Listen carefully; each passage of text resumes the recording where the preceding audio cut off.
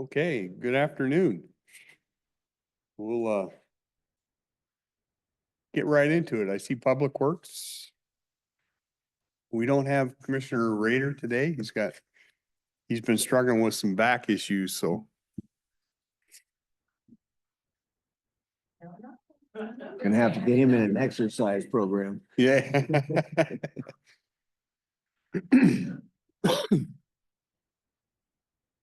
So good afternoon, Susan Eugenis, County Engineer, and I brought Tracy Jackson with us because we wanted to touch on private roads, transportation plan, and development review to get what you guys thought was next steps on private roads. We went ahead and adopted that short plat revision yesterday.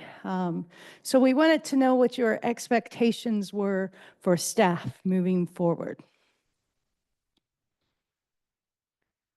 Want me to start since Yes. I've been thinking about this a little bit. I think at one point in time, we had a document that BPAC pretty much signed off on. And then it went over to legal and we couldn't do anything in that, and Doug can probably correct me if I'm wrong or if you heard it different. But to do what we wanted in that document that most people were pretty happy with was gonna take some ordinance change, some code change. And he still had concerns about your license to make sure that we didn't, have effects on that. So my thoughts, and we haven't had a BPAC meeting, I was gonna run by, is that document that was pretty much agreed upon at that one point in time, maybe the starting point, and then what it takes to work some of that through. Doug might have a better idea with those two ideas. Those two things that we know, that it's gonna take some ordinance and that we can't expect Susan to unreasonably put her license out there. Your text on screen allowed. If that's just my thoughts. If that's what you're kind of looking for. I was looking for what the board's thoughts and from all of you guys of how we want it to move forward, because I felt like the last time we talked, it was let's get short plats done and then come back, which is what I did. I just kind of didn't do anything, put it on pause while we were taking care of the short plats and getting that taken care of. So Commissioner Farrell. I wanted to move forward successfully. I think that's a statement we all could Okay, agree. so I guess, so what is on hold? What are we looking at to fix next? So I don't recall what all was in the BPAC document versus, so I presented something to BPAC which was not, in their opinion, acceptable. They created a document that they felt would take care of all of their wants and needs. It then went to Doug, and Doug reprocessed it and said a lot of these things weren't possible without a lot of work. And so that's where we left it. Then we came up with the short plat idea as a short-term fix for the, or not a short-term fix, a fix for the smaller developments. And we move forward with that to come back and revisit how we're moving forward now. Is that a good synopsis, Tracy? Parts of it, yes. I think we have the draft document of where BPAC left it and what their wants and desires were. I would have to be taking it back from Doug and seeing what we can do with it to satisfy some of the BPAC needs and then the legal needs, as well as Susan's. We're really looking at type C and type B roads at this point. Type A are county roads. And we've just taken the type D roads out. Those are short plats, those are ours. So it would just be the C and the B roads at this point for the private road review and changes. Some of their wants were the design speeds and the curves.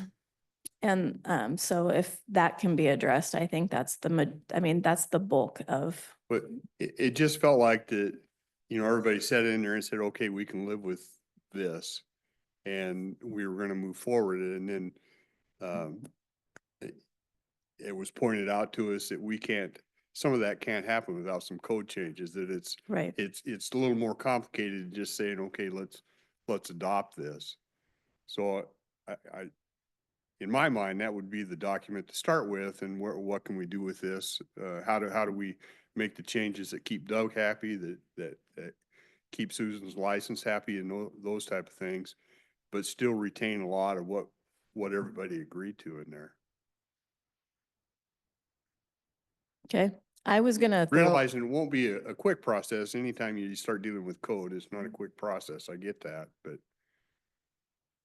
and if that's the direction the board can go, maybe we can get the PA's office to do the resolution like they helped us with on the short plats. yeah. I was gonna call a BPAC meeting in the middle of the two that we have scheduled for a week from Tuesday on the 15th. So, Yeah, and maybe just make give sure them an everybody- update on the short plat. Yeah, we can tell them where we're at and make sure they're still, we're happy with that one direction. And I think I don't see any reason why they wouldn't. They were at the one point in time. And just try to be real open and honest that we'll work through that. It's probably not everything's gonna come out just right in there because there's things we have to do with it, but I think we can get pretty close, if not spot on. So how complicated is the process for us to change the code, or I guess how much of it do we need to change? You know, that's a good question, Steve. I can't remember how much, it's been a while since Doug reviewed that, and I don't know how much was in there that he was having issues with. There was some stuff that didn't really line up exactly with RCW. I'd have to get an estimate on some of that. I don't recall. Okay, I think there's stuff that can be worked through. Yeah, so it's all stuff we can fix at the county level? I believe so. yeah. Okay, Then code changes, just take some time getting the language right, then public hearings and does it still run through planning commission is, If it's by memo, no, it doesn't have to. okay. Yeah, Because they are road standards, not, yeah, yeah. I think. I'd have to check with Doug on that one, but I don't think it does. Those are separate. I thought there was things in that, whatever BPAC brought forward, that would require code changes. Some of them would, depending on on the subdivision. So that there's a bunch So- tied in, but it can be worked so it's through. possible it could be a planning commission process and then Yep. they'll have a hearing, then it'll come to us and we'll have a hearing, so it's a little bit, And it would have to hit time. all of the ordinances and changed at the same Right. time. Yeah.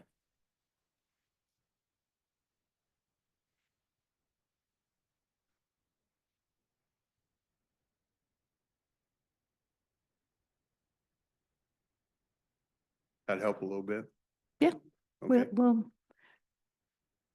Tracy would probably find it faster if she could like send it to me and Doug and we can get that going again. Because it's probably buried somewhere deep in my email. So did you want to do transportation plan next? Sure. So I know that there's been some discussions with updating the comp plan and potentially getting a transportation plan as part of that. And I kind of wanted to get a feeling from the board, if we went, what way you really want it to go. I've been trying to see what other jurisdictions have. I found a few online. Most counties do not seem to have posted online their transportation plans, but I've reached out to Lewis County, being our closest neighbor, to see what they have beyond their comp plan elements, to get that information. So I found Kitsap's. Their transportation element is 12 pages and various, the cities seem to be more very robust 80-page transportation element of comp plans, and then like 60, 70 pages of what they call their transportation master plan.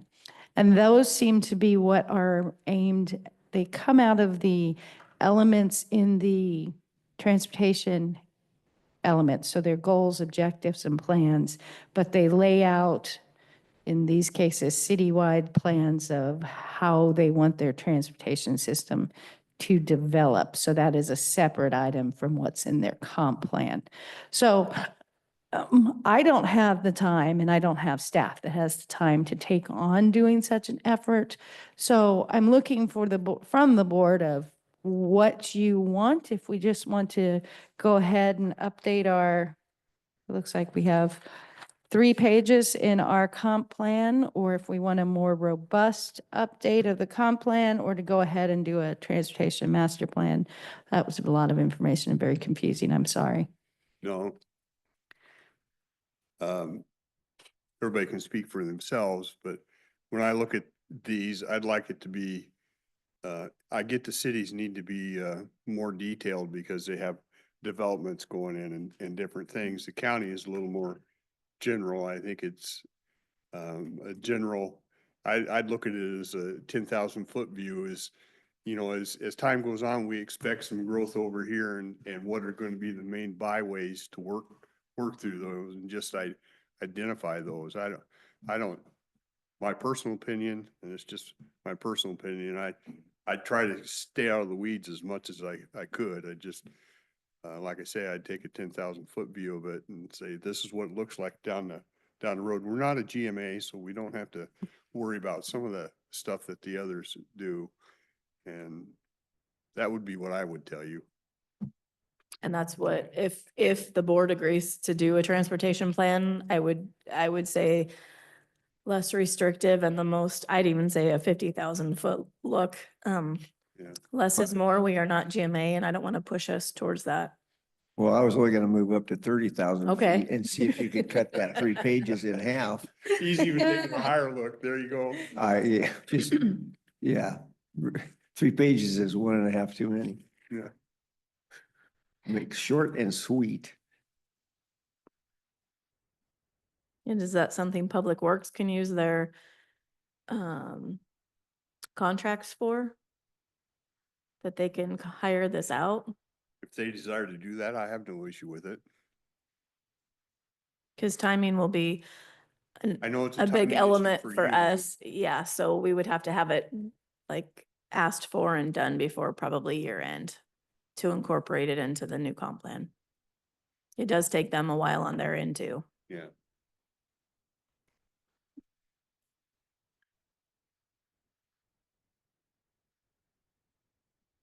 So 30,000-foot level? Is that what you guys?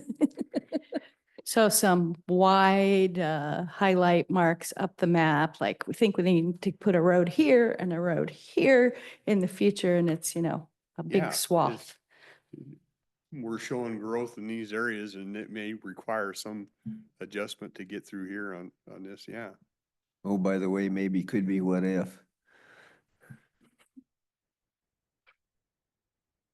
Okay.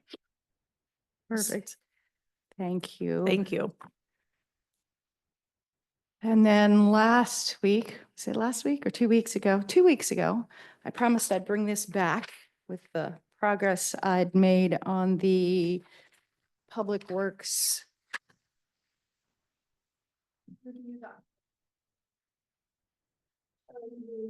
Thank you.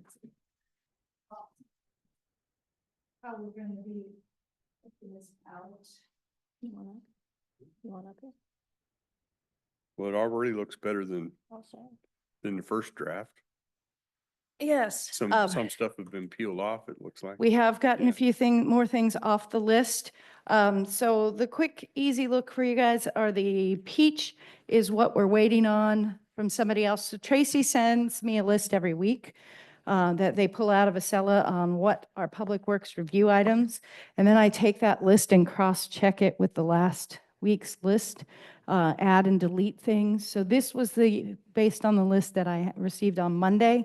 And the 2 items that are in green, besides Whiskey Flats, are ones that have been completed since Monday. Then the peach are items that we are waiting on the developer. The kind of pink shade, those are like short plats and SEPAs, things that Public Works doesn't generally run through Acela, but because we're in the planning department, it shows up on our list.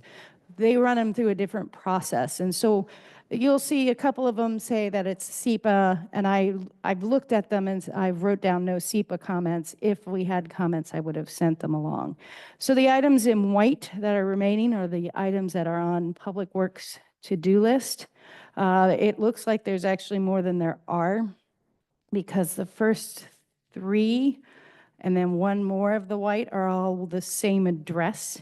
And then there's two another address that we're working on.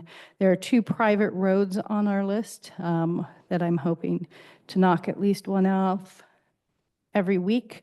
A lot of those ones up at the top of the list have been, were older ones, and I have someone else working on them so we can get them done, which you'll see in the comments column on the far right.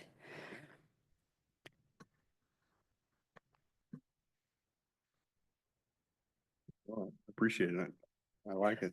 So moving forward, did you guys want me to bring this once a month, never again, email it to you? I think if you bring it in once a month and we can just kind of keep on top of it, are you good with that? Yeah, I Yeah. agree. Okay. Once a month for Yeah. you. Yeah, we can make that like the first Wednesday of every month. I'll bring Yeah, the, why don't we do Table. that? okay. And I know I believe we changed job description, or we did something over to give you a little more help. I'm Did we do having that? somebody else work on this list for me, but somebody who does, the woman in the office who does the residential and the manufactured home permits. She also does interagency reviews and will ping me on the SEPAs to work. I'm working with her to develop a couple templates for some of the SEPAs so that she can just write them up like she does with stormwater permits, and I just review them. Oh, Can review them. yes. Like it. Good. So- Okay, good.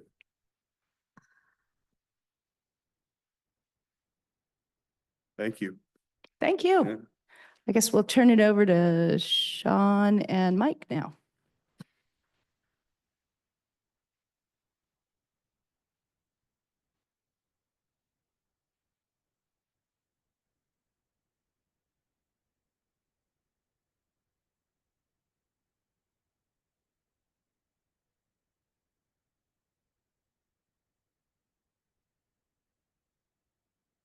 Afternoon, Commissioners. Sir. How you doing, Sean? I'm doing well. Sean Rowley, Public Works. So I got a couple items in front of you today. The first one here that Mike just handed out to you is a draft interlocal agreement with the Portland Metro. This would be the third iteration of this agreement. A little history on it. Back in 2017, there was the Eagle Creek fires across I-84. Yeah. Shut it down for a good amount of time. Portland Metro determined that they had an emergency case where they couldn't dispose of their trash. And so we helped them out in conjunction with other landfills around the area as well. And since then, we've had these contracts in place that allows them to haul to us during an emergency scenario for them. And that's usually when I-84 closes, either for fire, or ice, or other things like that. We don't see a lot of them coming through, but it's nice to have in their back pocket. It's a little bit more of a community item to work with other governments. In 23 and 24, this contract was not utilized. In 22, we had 17 trucks come through, 21 to 24. 2019 was another year of a lot of ice, and so we had 89 over a 3-month period. None in 18, and then of course 17 with the Eagle Creek fire, we had 134. So not a lot, but something to keep the community, and when their transfer stations back up, it's nice to help out. Sure. And they're at the same rates that we charge anybody else that comes from out of town? Yep, 100% there. Yeah, okay. And so if you're open to this, I'd like to move forward with them and have them sign this agreement and then get it back to you for your consideration at a Tuesday board meeting. Works for me. Great.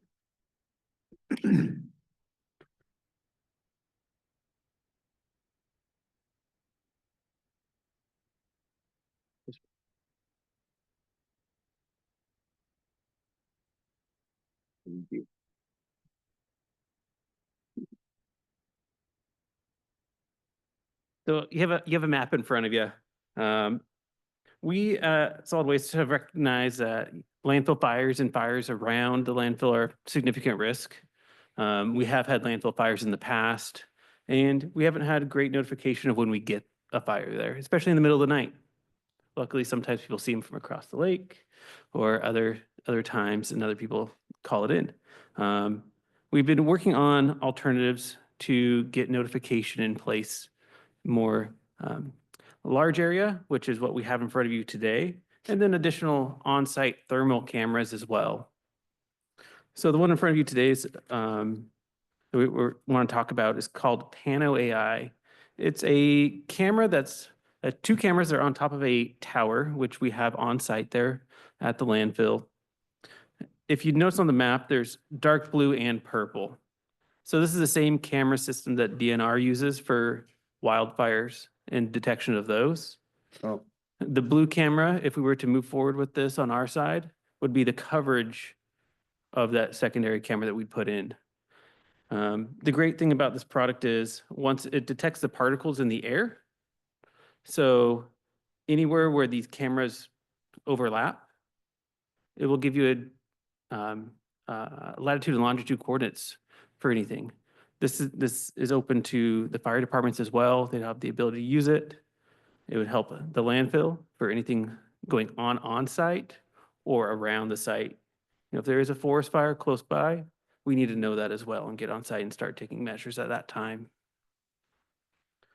who monitors this, Sean? Is it like hooked to 911 or anything like that, where they see it and then they call out to the fire? Yeah, that's a great question. So it is first monitored by AI. From there, if there's an alert that comes out, it's monitored by a person, and then they may either directly contact the fire department or 911 at that time. Okay. Um, And if it's overlapping, they can actually give them the exact coordinates where Correct. it's happening. Yes, sir. Now, if it's just in the blue area, not overlapping with the purple, it'll give you a general area within a few hundred yards still.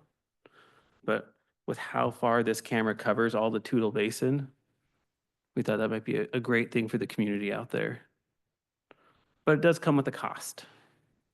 Yeah. Oh, I can't believe that.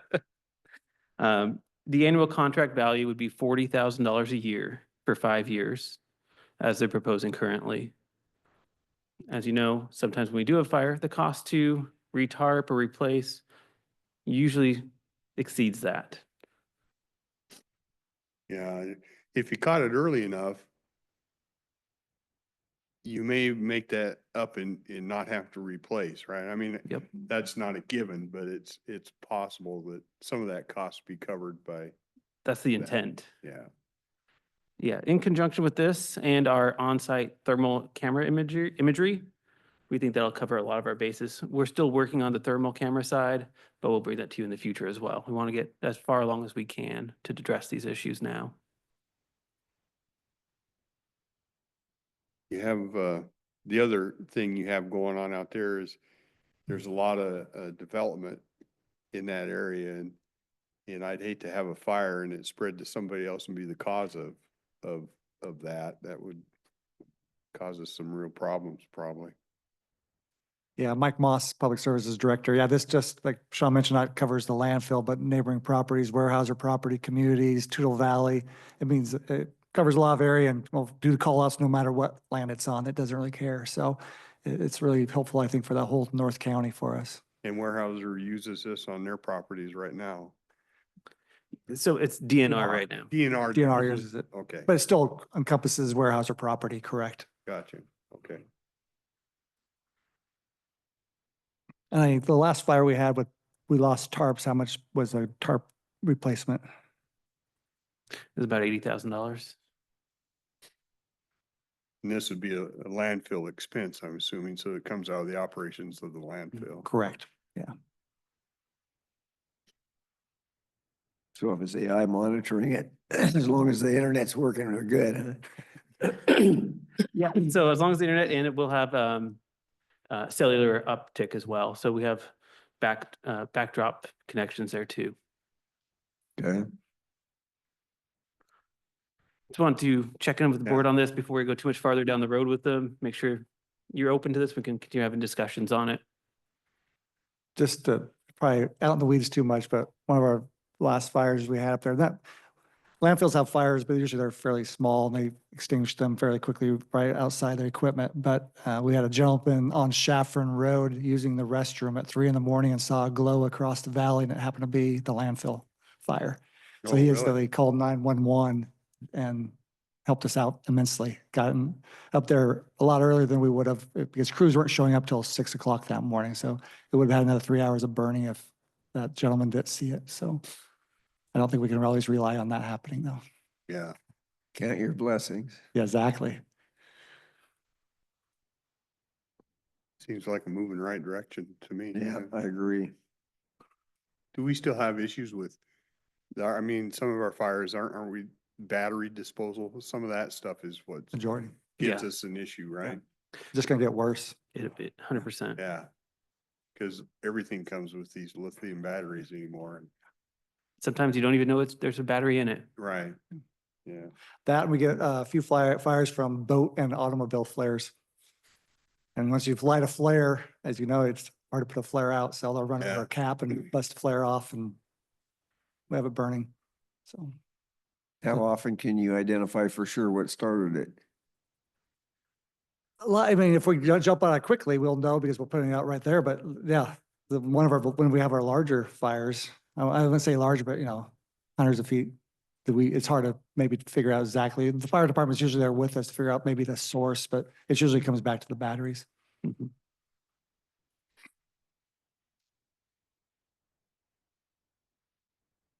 So we'll keep working on that and probably bring it back for you again here in the near future. Okay. And the last item on here, just curb boat launch parking. We talked about that on Monday. Such a quick email on that, but I just want to follow up with the board in a public meeting on that, see if they want to have any more discussions. I was satisfied with that. And it, Okay. the person who's been my hill was Councilman Hill from Kelso anyway, so he'll been here on most things, so. Yeah, I think most of the time it's probably just fine up there, right? And I mean, It gets, I don't hear too much. some of well- our staff use that quite a bit. It's a busy place. I would love to expand it. But we Well, don't as know. the weather gets nicer, it's going to get more popular. Yeah, that's true. The issue is usually people parking incorrectly, like they may take 2 or 3 stalls up rather than Well, just one. that's the thing is somebody hauls something in and they do it wrong. Correct, yeah. I mean, I've seen that in other places too. I don't know that that's unique to this one, but Yeah, because there's only so many pull-through spots there with trailers, so, yeah. yeah. You get a truck and trailer taking up four spaces, gets a little irritating. Yes, it is. No, I appreciate you looking at that, but I think yeah.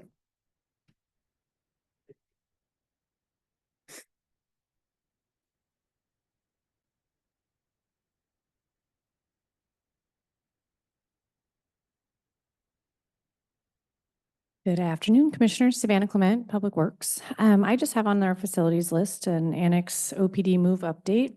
We are moving along there. Of course, drywall's done, painting's done, all of our electrical and network cables have been ran, and now we are building one internal wall, let's say a couple, it's one, and a door to secure the lobby from the rest of the office locations.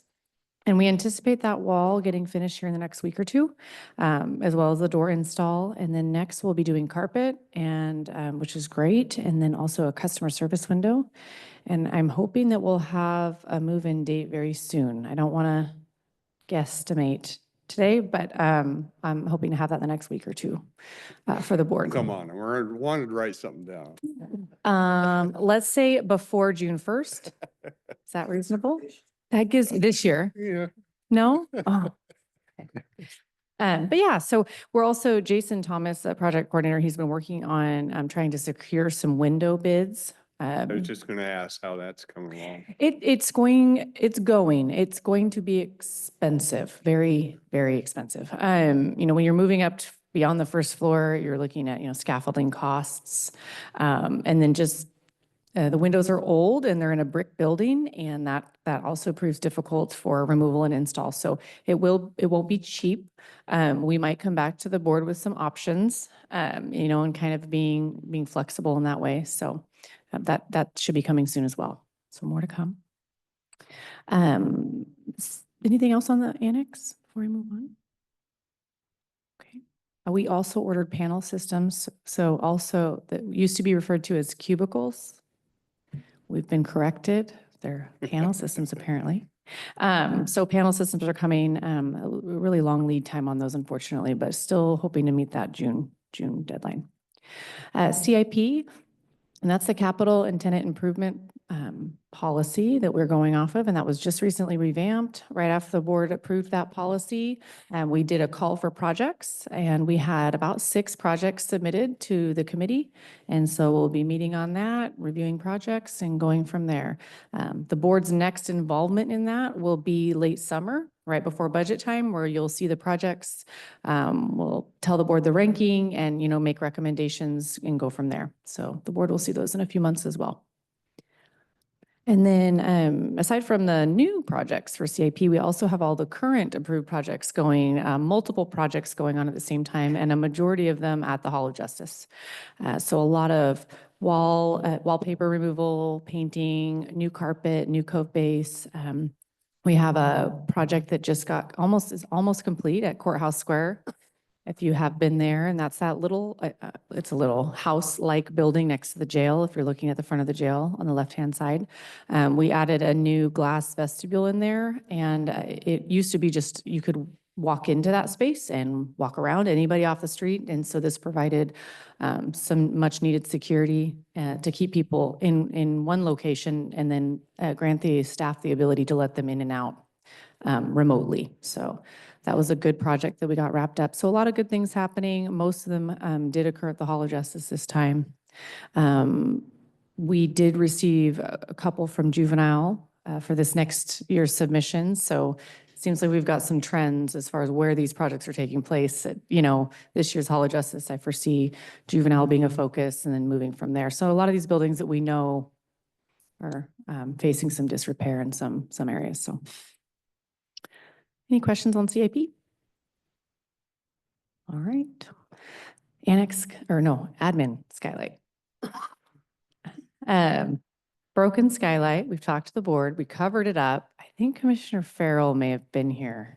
Did you Okay. Didn't like it in the least. Didn't like it. I heard that. I heard from Bailey too. Bailey bet may you not did. have liked it either. I think you probably. Yeah, there's it did. probably- I don't think anybody liked it. No.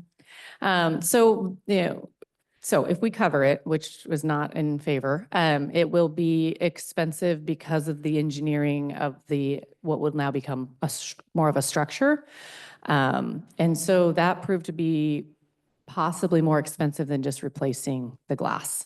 And because of the darkness and the possible electrical that we'll have to do to, make up for that, it was going to be more expensive. So we would like to move forward in replacing the glass, resealing it, and just getting a newer skylight system up there, if the board's in favor of that.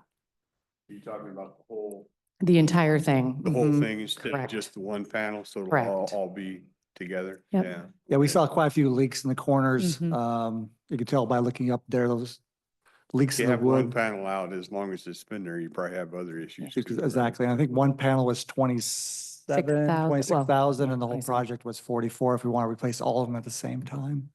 Yeah. So it's above our threshold, so we'll be going and getting 3 bids anyway. So, but that was the initial number we got.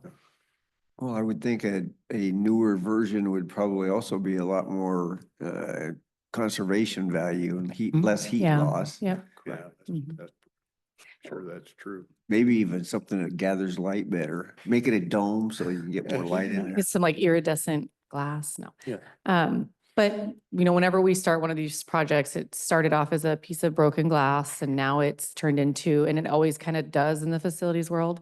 But we're going to take advantage of the scaffolding being up and repainting that area. And then just looking for opportunities to maybe make some improvements since we're up there and we're going. So Makes sense. the other thing that you guys might see in the future, we're doing, the admin roof is up for replacement and we're working on those bid documents as well. So that will be hopefully going on. We're on a time crunch, but hopefully late summer, early fall. So. And that's all I have. Keep our staff happy, Hopefully. or I'll send the calls to you.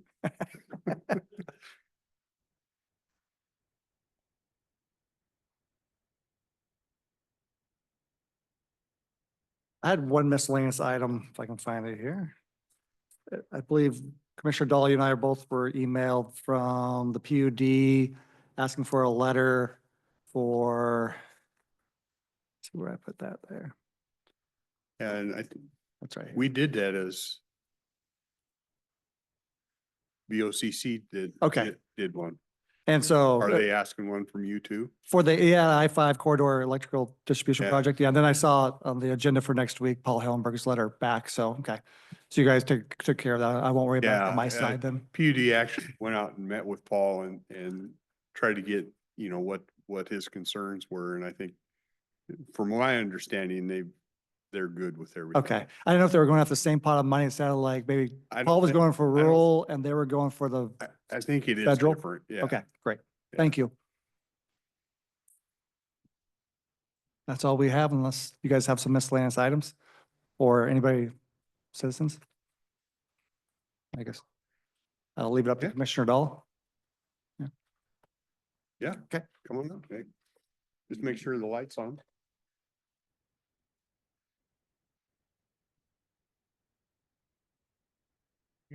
The green Yeah, light's there you on. go. Just, Nick Massey, I've been asked by Lower Columbia Contractor Association to be their covenant of affairs, so you might see me here so often, but just a couple suggestions, what I heard today. The transportation plan, Susan's kind of been talking about this of what the big plan is for improving roads to, like she said, safety features to get over I-5 or whatever. I would be in favor of doing something at big picture like that. And that would also help us as the Building and Planning Advisory Council to see what the transportation plan is when we're dealing with private roads. Of course, if we're going to be building a private road that might be incorporated in the public road sometime, that would take account for us when we're building it too, that we want to build it to more public road standards, so you don't have to build it twice on there. I think that's be a good steward of our county to do that. So that would be my opinion too, why we want to see that big picture item. Yeah, BPAC, I think with this list that Susan's bringing every month to you and you guys are keeping on, that was one of our biggest deals with private roads, was the admin time to get approvals back. And so now that we got some light shining on them, I think that should be a public document that developers could go on a website to look and see where their process is. And so they wouldn't even have to bother anybody. They could just say, you know, like they mentioned that the peach ones are open items waiting for somebody. If somebody from like me go in there and look and say, oh, they're waiting for that, that's just another reminder to me. But I think the transparency should be there for what those projects are doing. So it's just good communication so we can have that back and forth between people. That's just one of my suggestions. But I guess that's the only two. But I appreciate what you're doing with private roads. I think it'll be a good fix for what we got going, but, and we look forward to meeting you at the meetings. Okay. And that's all I have. Okay. Thank you. Thank you, Nick. Thank you.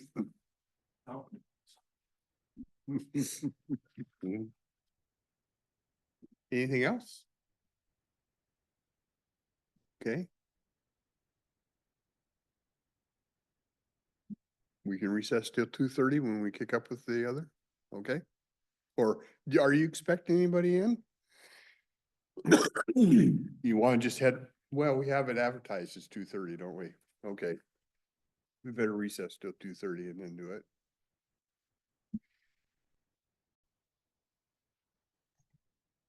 Okay. Back from recess. Today have Kathy in today and we're kind of going to a summary over the rural projects that we had come in. So I'll just turn it over to you. Okay. Kathy Funk Baxter, Finance Director. We had our applications come in for rural public facilities. And I've prepared a summary of all of them. And I'll just go down the row. The first one is City of Castle Rock. And this is for an extension, water main extension. And this is, the total project that they're beginning on is $959,000. And so they're seeking $550,000 from our rural public facilities funding. And that's about 57% of their project. And so as you can see, it provides jobs and they're anticipating a number of full-time positions from this, about 158 full-time positions. So they expect this project to be finished in November of 2026. And this is similar to our project that they submitted last year as well. So, Well, last year we went down Huntington and crossed over the highway. This year, I happened to, what we call Four Corners. They're on 411. They've taken it down to the right and ran it down to that housing development down there. And from what I understand, now this is taking it to the left and running it down 411, I would assume towards Delameter and in that area, because there's some open field and I can see some development that would be coming in there. What are those, the full-time jobs are figured on what? During construction? it's figured on the businesses and the items that would be using this infrastructure. So that's how they came up with the jobs I see, okay. of the development that's Yeah, going to surround this. they do have Area. that concrete plant that's right there. Yeah.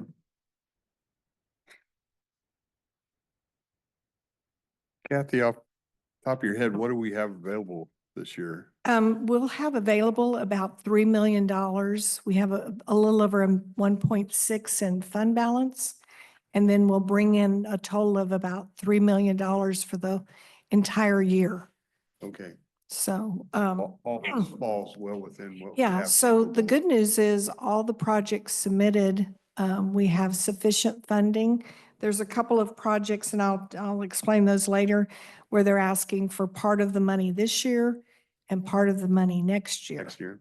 And so I included both of those, but, and then one project, they're asking for a 3-year contract so that we would fund them for 3 years in a row. Yeah, But we have sufficient funding available to cover all applications. The good news, all applications that were submitted, we have enough funds to cover all of them. So the next one, the next item is Cowlitz County Fire District Number 5.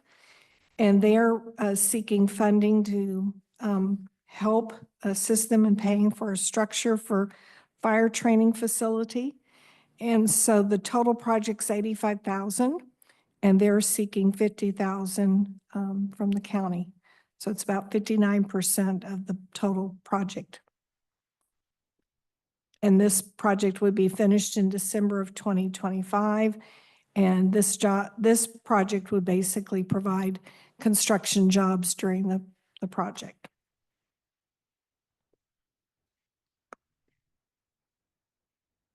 Then the next item on here is City of Kalama. And this particular project is actually submitting, it's the same project they had last year that they submitted, but they've had increased cost in the total project.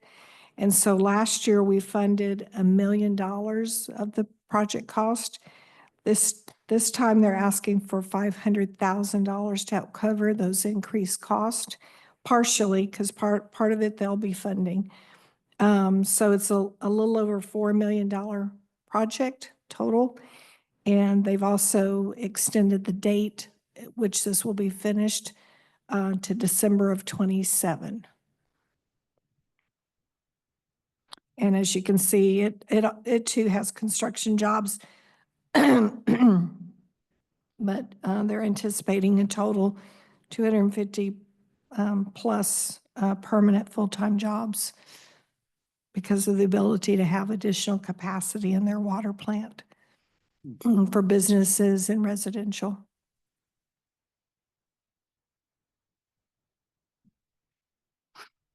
The next item is Port of Longview. And this is where they're asking to split the funding, 500,000 for 2025 and then 500,000 for 2026. And this has to do with their North Rail capacity addition. I looked at some of their literature. They have a very nice packet that they put in there. And their rail traffic has been increasing. So this is, I think, to address continuing those, the ability to serve their rail Yeah. service. Do you know if they plan on coming in when we I'm, present? yeah, I haven't asked anybody to come in yet. I wanted to make sure that, I do have a couple here, but formally, I hadn't asked anybody to come present. That would be next week, the 9th. I don't disagree with what they're doing over there. I just know, the rail crossing bridge, when you get at the end of the airport, that thing's pretty old, and it seems to me it would limit capacity of what they could put through there, don't you think? Yeah, I would certainly think so. That would be just a question I'd like to Okay. explore. I'm sure they've looked at it, but And that project is a total of a $4.5 million project, and they're asking for, over the course of 2 years, $1 million. So about 20, almost 25% of the project.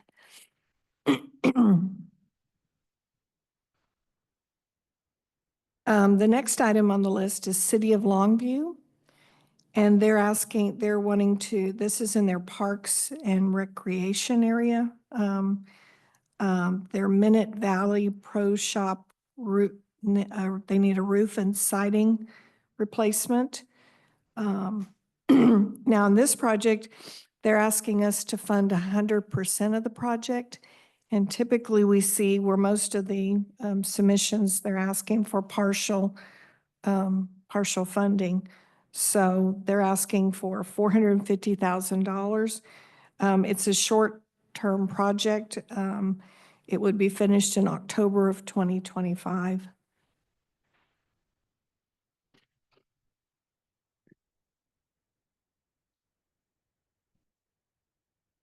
The next item is our Cowlitz Economic Development Council. And we have historically provided funding. We're allowed to provide funding personnel cost for an economic development council. And so they have traditionally received $50,000.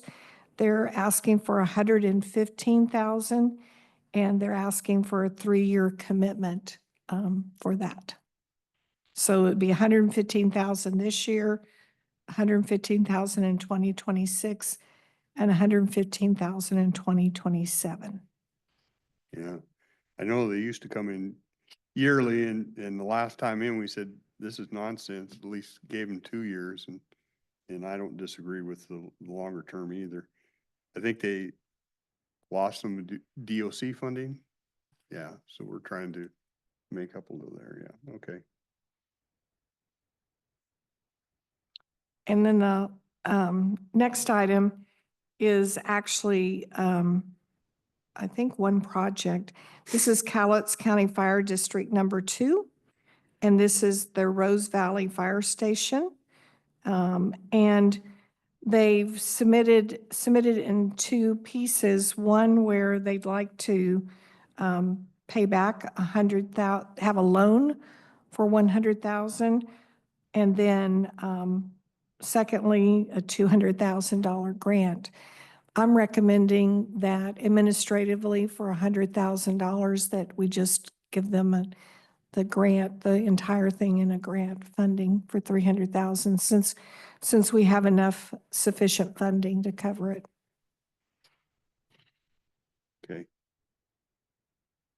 And that project would be finished in fall of 2026.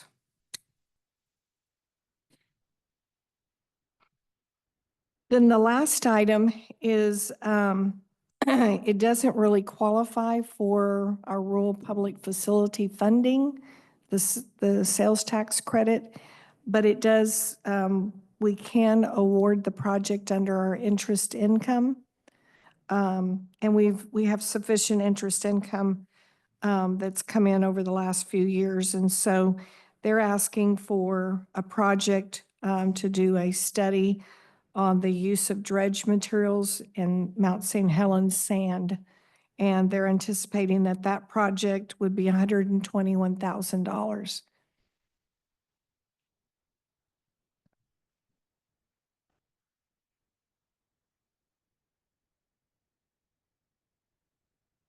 Do we expect them in? Yes, they'll come in Okay. and present. What's their goal? Yeah, I was To just study thinking the that. same thing. I'd like to know where they're going with this. And you probably don't have the answers for it, but Yeah, as long as they're gonna come in.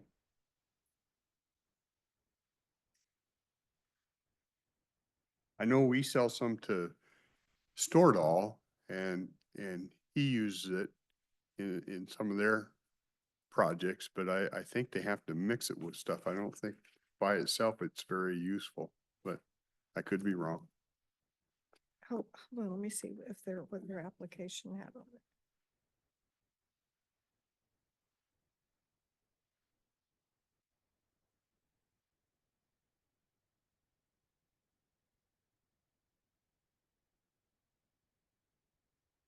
No, I'll have to look at my paperwork. But yeah, I'll have them come in and speak to us. But Okay. it doesn't directly qualify for the rural public facilities, but we have in the past done feasibility studies using our interest income. So I Okay. think that's what that is. You know, I would,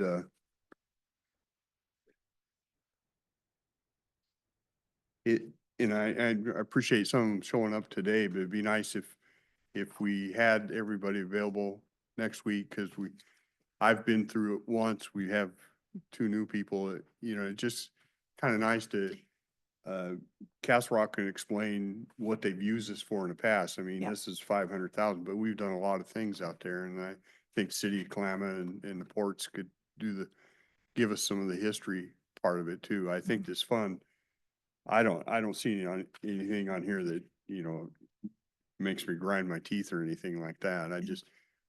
I think it's important to sometimes understand the history, and we can see what it has done over time, so we know that we're doing the right things with it. Yeah, I will, and I've put them all on notice when they receive their applications that they would be subject to presenting their presentation. So, Yeah, not here to grill anybody. I just want to point it out, and because I believe that these things have done good things over time, and I think we need to tell that story at times. And they're the best ones to tell that story. mhm. Yep.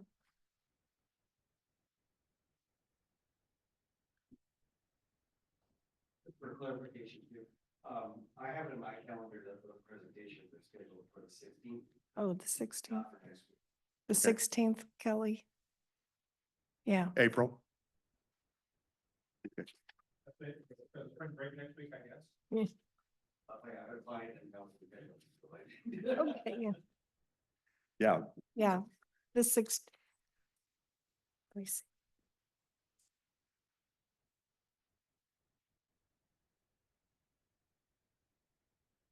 Yep, April 16th, I was wrong.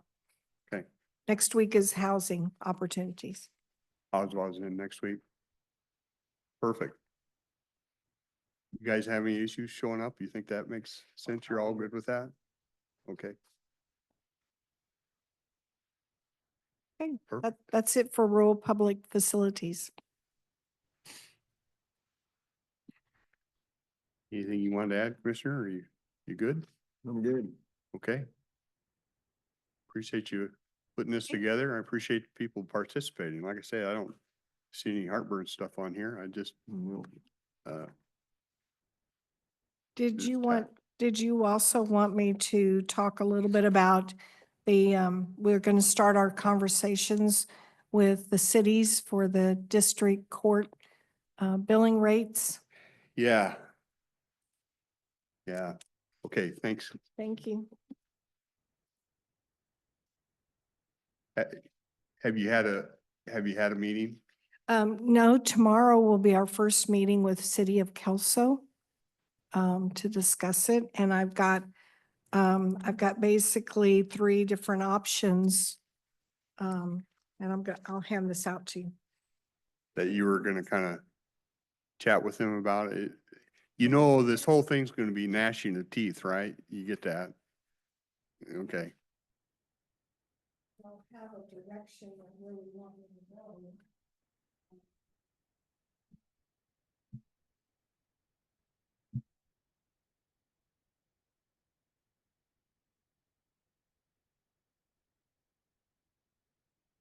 All three options that I'm outlined, are basically the phasing the increase in, not jumping all in one year to the full cost allocation. Option one is what y'all had requested for me to look at, taking it in two parts. In 2026, half of the increase would be assessed, and in 2027, the other half. And to get us to the full rate of the 6170 for the infractions and 219.94 cents for the criminal cases. I did two additional options. One assumed that maybe there's a base that the county picks up, like 15% of total cost. And then after that, everything is allocated based upon the case numbers. And that too was a phased-in approach where you did basically, you wouldn't see an increase greater than 25% the first year, and then the rest would be picked up on the second year. And then option three was an approach to say, okay, if we had been doing CPI increases, because remember, they haven't changed since 2021. And so the CPI increases cumulative was about a 22% increase. And then thereafter, in the second year, we would get back up to the actual rate of the 6170 and the 219.94 cents. So, but that one makes the second year jump quite a bit, a 39% and a 57%.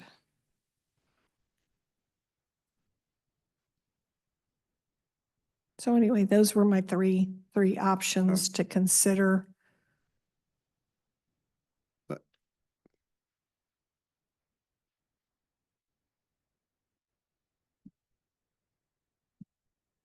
And basically, under all three of them, you're going to see anywhere from a 30 or 40% increase to, No, all three of them. 22. It's kind of pick your poison.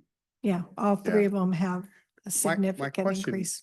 You know, I've been thinking about this because I know it was going to be fairly dramatic and the cities are going to do.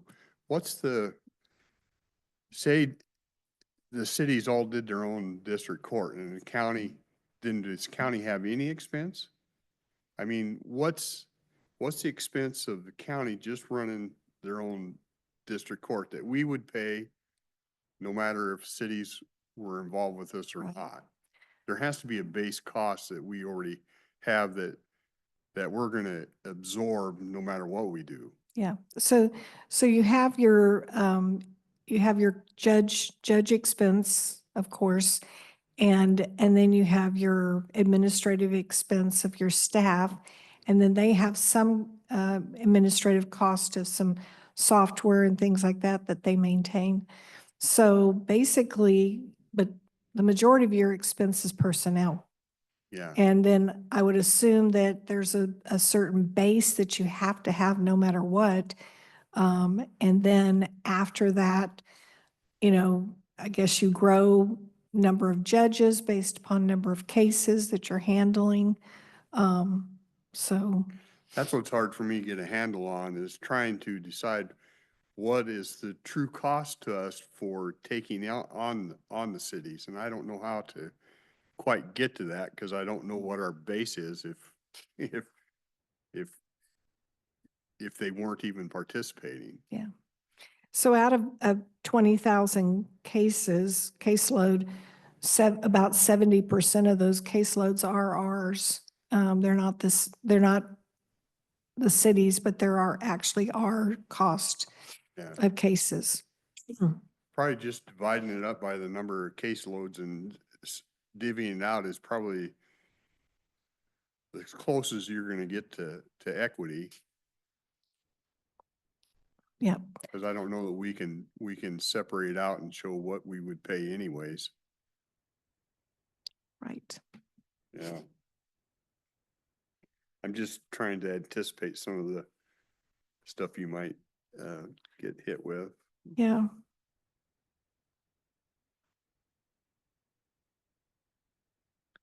Well, I think that Molly has looked at this and it is quite expensive if you had to do it yourself, because you'd have to have, you know, judge and personnel, clerks. And if you're really small, you're going to be paying for that judge, whether you have any cases going on or not. And that's the flip side of the coin, right? Is if they did it themselves, they're gonna have some set costs. So even though these costs may show big percentage increases, it may still be a good deal. Mm-hmm. 70% of the cases are ours in both categories, infractions and criminal. Mm-hmm.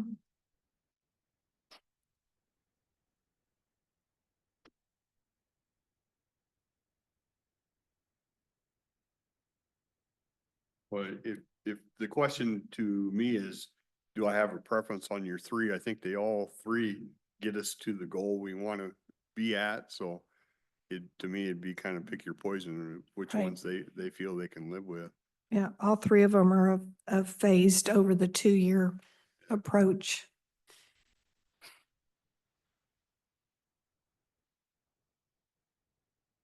Yeah. Should be interesting. Yep. Yeah. I certainly understand it and I get it. I hate have to put that on them, but I get where we're at.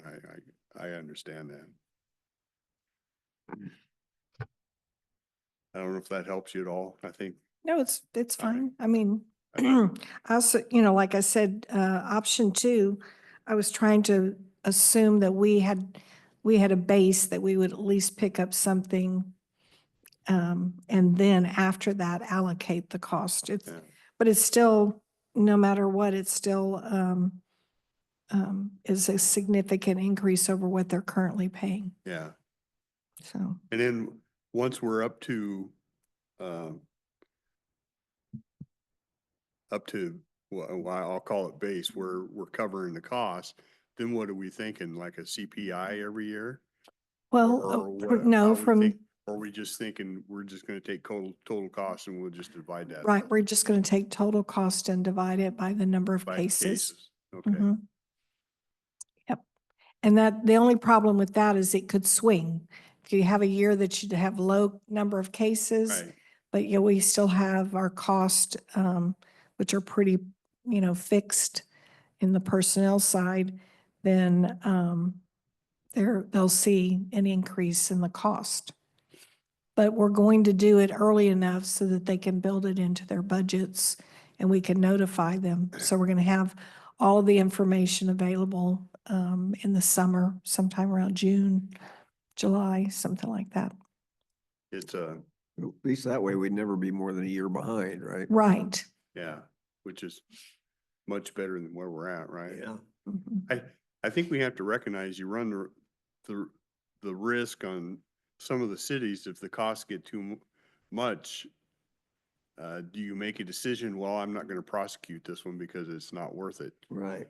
You know what I mean? Mhm. So you kind of have that, and I know it's a tough balance for them, but I do worry about that a little bit because then you hear, well, they're not even doing shoplifting, they're not even doing suspended license. Well, it's, and I could see that happening because the cost for them to do it. Well, but do you shut down law and order and kill your principles for the sake of the dollar? I don't believe you do, but Yeah, I, that's a question they'd have to live with. yeah, Answer to their citizens. yeah.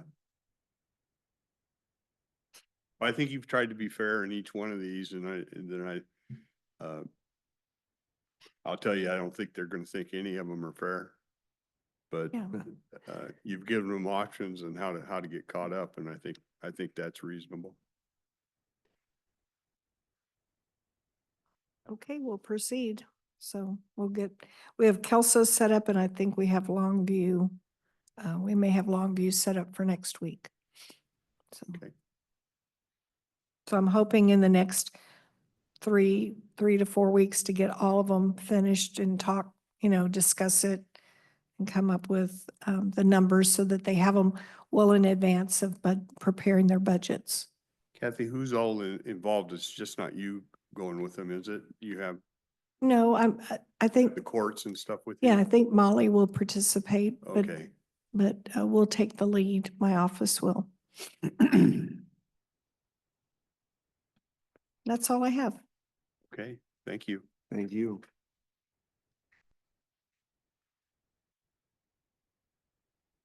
Anything else for today? I think we're good. I got nothing. Okay. We will adjourn. Thank you.